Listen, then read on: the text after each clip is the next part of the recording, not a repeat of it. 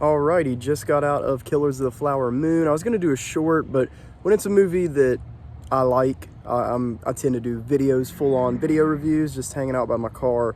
And I really, really like this movie. I mean, first off, this movie was just great.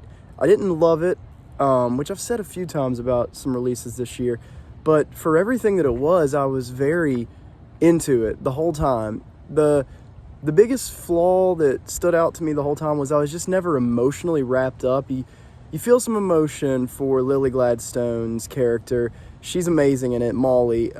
She's like the heart of the movie, but it's more Leo's movie, like point of view. Like he's in the posters, and it really is. He's almost in every frame, kind of how Killian was in Oppenheimer, which I'm happy about. I didn't know how Leo was going to be in this. I mean, I knew he was going to be good. He is the Tom Brady of movie stars. The dude is the most consistent actor of my lifetime, and this is one of his best in a while.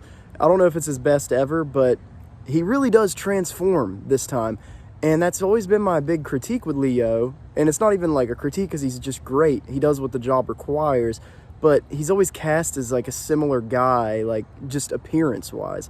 He usually has the same haircut and stuff like that. This one, it's a lot different. He does some choices with his expressions and his teeth. I think he had in some fake teeth.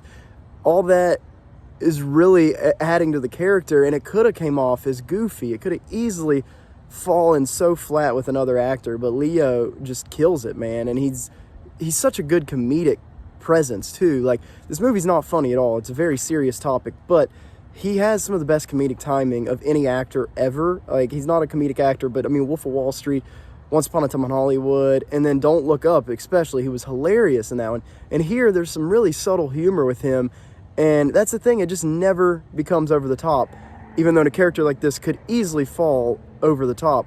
And then Lily Gladstone also is a very wooden character, but it's warranted. It makes so much sense why she is the way she is, and for an unknown actress, it's so commanding. This performance that otherwise could have been wooden and stale, because there's not a lot like said, but there's so much going on with her expressions and her demeanor. All that was just magic. I mean, their chemistry was so good too, but the movie's just very strange. It's emotional because you're reflecting on this time that's a huge stain on our history, but that's really where the emotion lies. The character work, it's very brutally blunt and honest, and Scorsese is the best director for that. My favorite thing about Scorsese is the way he shoots murders, The Irishman, stuff like that. There's no style to it. It's not it's not bombastic. There's not some big dramatic camera. It's usually just a still shot from afar, people walking up and shooting each other, and it just shows the like brutal nature of murder. It's but how murder is so common. I don't know if it's common. I mean, how death is common, and how like people just die and then that's it, and then stuff just keeps happening. The world keeps moving, and I think he captures that so well with the way he shoots death and stuff like that in his movies. And this one has some very it's just tragic fucking shit. The murders and some of the makeup and all that with some of the murders you see, that's when it does really start to pull on your like emotions. You're just like, but you don't get sad. You're just more like just upset. The movie does leave you kind of angry. There's and the thing I liked about it too, but I think the thing that's like the magic trick is there's not a lot of style. I mean, Scorsese has his typical style, but like the movie is pretty straightforward in the way it's told and the way it's just edited and shot. There's a little bit of cool style choices, especially at the end, but with a movie like that to be this long and just so blunt and straightforward, it's crazy that you don't feel it drag. I looked at my phone a few times because it's a lot, it's half of your day almost to drive out here and see it and all that in the trailers beforehand. So yeah, the runtime didn't affect me though. I will be honest, Oppenheimer's still like one of my favorite movies of the year, but I think this movie is paced a lot better and it's longer. But I think Oppenheimer is the better movie, but they're both incredible pieces of art, and the way it's just an awesome direction I like seeing Hollywood go. It's crazy how the tides have turned, how we were eating up all this easily consumed product from Disney and all these big corporations of Marvel and all this stuff that I like. But I like that we're at a time now where we're demanding more, and I'm hoping that audiences do show the demand and they go see this, and I hope it succeeds, because like I said, it's just really good, just like Oppenheimer. They're both good. They both instantly earn your respect. I missed a little bit at the beginning. I was running late, so I did miss like probably the first 5 minutes, but I wasn't lost. The movie's, like I said, it's straightforward. It throws you into it. Robert De Niro is incredible here. He's probably the best performance in my opinion, which he was like the one I was least excited for, because I like De Niro a lot. I mean, he's one of the best, but for me, my generation, I always get excited for Leo, you know? And De Niro is just chewing it up here. And yeah, it's perfect casting for this guy that he plays, and such a crooked fucking human being. And yeah, man, I just loved the dynamic with him and Leo. There's so much good scene work, so many good pairings of actors. Him and Leo got a lot to do, him and Lily Gladstone. They give them all good scene work. And I just loved how they gave Leo such a, like, dumb, fumbling idiot, and his mannerisms, the way he changes, like, just his posture and all that. It just shows why he is one of the best ever. And it's very against expectations. I feel like normies might go in this to see Leo, you know. He's usually playing the heartthrob, and even in the trailers and stuff, it's showing like a romance. But, I mean, if you know anything about the book or the story, you know it's not like a typical Leo love story type of movie. But some of the marketing has made it look that way, and I think it's pretty awesome once you see the actual work that he's putting in. And he's playing a very just disgusting, vile fucking man. And yeah, it's really well pulled off. I thought the movie was great. The one glaring issue for me, which is something else I was very excited for, Brendan Fraser shows up. He's in the trailer. He only has a few moments, like maybe 10, 20 lines. Dude, he was hamming it up. And Leo, like I said, he's playing some over-the-top stuff, but he never hams it up. As soon as Brendan Fraser spoke, I was like, what is going on? Like, come on, Brendan. Like, he just won an Oscar, and I love him. And I was so excited to see him get more action and being paired in a scene with Leo. But, man, it was not what I wanted. I thought he was standing out like a sore thumb, and he was just not on the same page as everybody else.